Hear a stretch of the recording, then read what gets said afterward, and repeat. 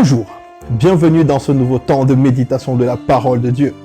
Vous êtes un sujet de bénédiction pour moi et je suis béni. Nous avons vu qu'il était important de vivre une vie loin de toute forme de compromis, car la compromission a entraîné dans la vie d'Abraham Agar, ensuite Ismaël. Puisse le Seigneur nous accorder la grâce de nous éloigner de toute forme de compromis au nom de Jésus. Amen. Aujourd'hui, nous allons continuer notre méditation, toujours dans le livre de la Genèse, le chapitre 13 et chapitre 14. La Bible dit que les biens de Lot et Abraham étaient si nombreux qu'il était impossible pour les deux de vivre ensemble, au point où les bergers de Lot et d'Abraham commencèrent à se disputer.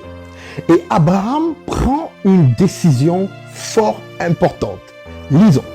Abraham dit à Lot qu'il n'y ait donc pas de dispute entre toi et moi, ni entre tes bergers et les miens, car nous sommes frères. Tout le pays n'est-il pas devant toi? Sépare-toi de moi. Si tu vas à gauche, j'irai à droite. Si tu vas à droite, j'irai à gauche. Faisons une petite pause là-dessus. Mais rien ne vous choque dans ce que Abraham est en train de dire. Abraham, à ce moment précis-là, nous précisons, n'est pas propriétaire de Canaan. Parce que le verset 7 même dit, il y eut dispute entre les bergers de troupeaux d'Abraham et les bergers de troupeaux de Lot. Les Cananéens et les Phérésiens habitaient dans le pays. Donc le pays n'était pas à Abraham. Le pays appartenait aux Cananéens, aux Phérésiens. Mais l'attitude d'Abraham est comme si le pays lui appartient, au point où il dit à son neveu que le pays n'est-il pas devant toi? Va à gauche, j'irai à droite, comme si le pays lui appartenait déjà. Alors que tout ce dont Abraham avait, il n'avait qu'une promesse. Selon vous, d'où vient cette attitude et cette certitude d'Abraham? Abraham ici est le cas typique d'une personne qui vit sur la base de la foi. Parce que nous avons rappelé dans le livre d'Hébreux 11:1, la foi est une ferme assurance des choses qu'on espère et une démonstration des choses qu'on ne voit pas.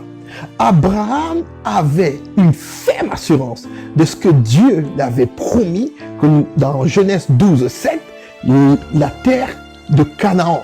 Et il le démontrait au travers de son attitude. Je ne sais pas ce que vous vivez comme situation. Est-ce que vous vivez une situation de maladie et vous avez appris que Jésus-Christ est mort sur la croix et par ses meurtrissures, nous sommes guéris? Est-ce que vous vivez une situation de malédiction et avez appris que Jésus-Christ a été maudit pour que nous soyons bénis? Est-ce que vous vivez une forme de rejet et avez appris que Jésus-Christ a été rejeté pour que nous soyons acceptés? Est-ce que vous vivez des situations de pauvreté et vous savez que Jésus-Christ s'est fait pauvre pour que nous soyons riches? Dieu nous demande une seule chose, d'avoir l'attitude d'Abraham, une attitude de foi, c'est-à-dire espérer, avoir l'assurance que ce que Dieu a dit, il accomplira. Et plus encore, de pouvoir démontrer cette assurance au travers de notre attitude. Oh, je prie que le Seigneur nous accorde la grâce de pouvoir amener à l'existence toutes les promesses déclarées dans chacune de nos vies, dans le nom de Jésus. Amen. Si nous continuons notre méditation, regardons comment Lot fait le choix du lieu où il va aller. Et nous allons voir deux attitudes complètement différentes. La Bible nous dit, à partir du verset 10, que Lot leva les yeux et vit toute la plaine du Jourdain. Pourquoi les yeux de Lot se portent sur la plaine du Jourdain? Parce que elle était bien arrosée et elle avait l'aspect du jardin d'Éden. Lot fait le choix d'aller vers cette plaine du Jourdain qu'il a validée par les yeux, mais avec un compromis. Cette plaine avait pour voisin Sodome et Gomorrhe. Alors que Abraham ne lève pas les yeux, selon vous, pourquoi? Pour une simple raison. Parce que les yeux d'Abraham étaient déjà occupés à faire quoi? À se focaliser sur la promesse de Dieu. La preuve, ce n'est pas Abraham qui lève les yeux. C'est Dieu qui demande plus tard quand Lot est parti, à Abraham de lever les yeux, pas pour lui montrer une autre montagne, mais pour confirmer la promesse qui avait été donnée dans le livre de Genèse chapitre 12, verset 7, à savoir le pays de Canaan. Et nous pouvons sortir de là avec une attitude, à savoir, finalement, c'est Lot qui a eu ce dont il avait besoin. Finalement, c'est Lot qui s'en est bien en sorti. Je dis non. Pourquoi? Parce que la suite des événements va démontrer le contraire. Quand on lit le chapitre 14, on voit que effectivement, Lot était frontalier de Sodome et Gomorrhe au point où ses tentes s'étendaient jusqu'à Sodome. Que le peuple de Sodome et Gomorrhe était en conflit avec Kedor Laomer. Donc, il devait payer tribut. Et ce peuple-là, à savoir Sodome et Gomorrhe et les royaumes aux alentours, décide de se rebeller et d'arrêter de payer tribut. Sauf que Kedor Laomer n'est pas content.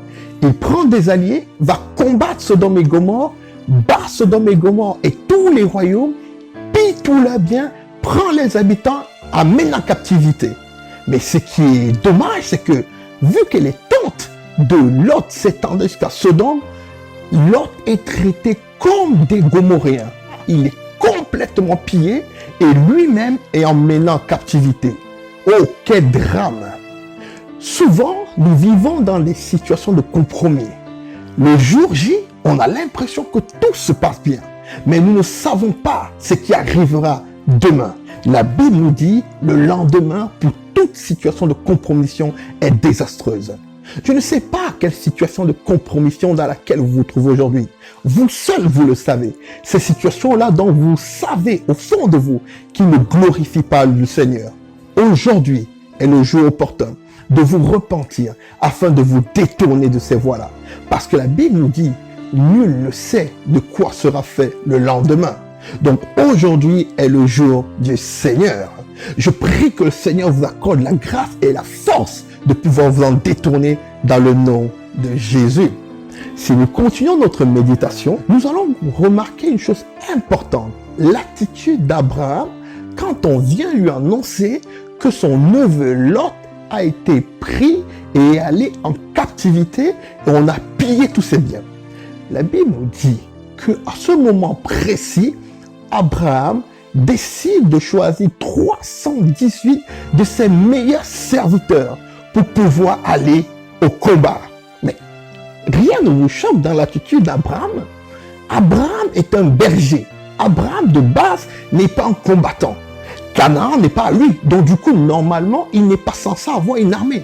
D'où lui vient cette préparation? La réponse est donnée au chapitre 13, verset 17. Lève-toi et parcours le pays dans sa longueur et dans sa largeur, car je te le donnerai. Alors, ça veut dire que quand Abraham parcourait le pays dans sa longueur et sa largeur, dans tout le pays, il a pu voir tout type d'habitants. Les géants, les grands, les petits, du moins, toute personne dont il fera face quand il devra prendre le territoire. Et Abraham avait compris une chose très très importante, que même si Dieu avait fait une promesse, il devait se préparer afin de pouvoir entrer dans cette promesse. Et quoi de mieux qu'un test réel nature, à savoir aller sauver son neveu et voir si sa préparation est adéquate pour demain occuper Canaan. Et la Bible nous dit que quand Abraham est allé avec les 318 serviteurs plus lui, il a pu battre Kedor Laomer et ses alliés. Je précise, c'est un peuple dont ces nations qui étaient habituées au combat n'ont pas pu battre. Mais Abraham et ses serviteurs ont pu les battre. Combien merveilleux est notre Dieu qui combat pour nous. Abraham, au sorti de ce test qui était concluant, était prêt à pouvoir occuper Canaan et à pouvoir réduire en ayant toute forme de barrière qui pouvait se placer devant l'exaucement de la promesse de Dieu dans sa vie. Qu'est-ce que nous pouvons tirer comme conclusion? Quand bien même Dieu nous accorde une promesse, il est important de savoir que nous ne devons pas attendre la promesse les bras croisés. Nous devons nous réveiller de notre sommeil, nous lever de notre paresse, afin de nous préparer, afin que toute barrière, toute montagne, tout obstacle à la promesse de Dieu dans nos vies soit brisé, réduit à néant, afin que nous puissions entrer dans ce pourquoi Dieu nous appelle, afin que nous puissions bénéficier des promesses de Dieu. Amen. Je prie que le Seigneur nous accorde cette attitude-là, à savoir une attitude de préparation. Parce que recevoir la promesse en est une chose, nous préparer, entrer dans la promesse en est une autre chose. Et je pense qu'Abraham l'avait parfaitement compris. Et nous bénissons le Seigneur de ce que sa vie est un enseignement pour nous aujourd'hui et nous permettra de faire une chose, de vivre une vie de foi, une vie loin de toute compromission, et 3, nous préparer à entrer dans ce que Dieu a prévu pour nous. Je bénis le Seigneur de Jésus-Christ de ce que par le Saint-Esprit, nous y arriverons au nom de Jésus. Amen. Je vous remercie encore de ce temps que vous avez consacré pour la méditation de cette parole et vous dis à la prochaine pour un prochain temps de méditation. D'ici là, soyez infiniment bénis. Amen.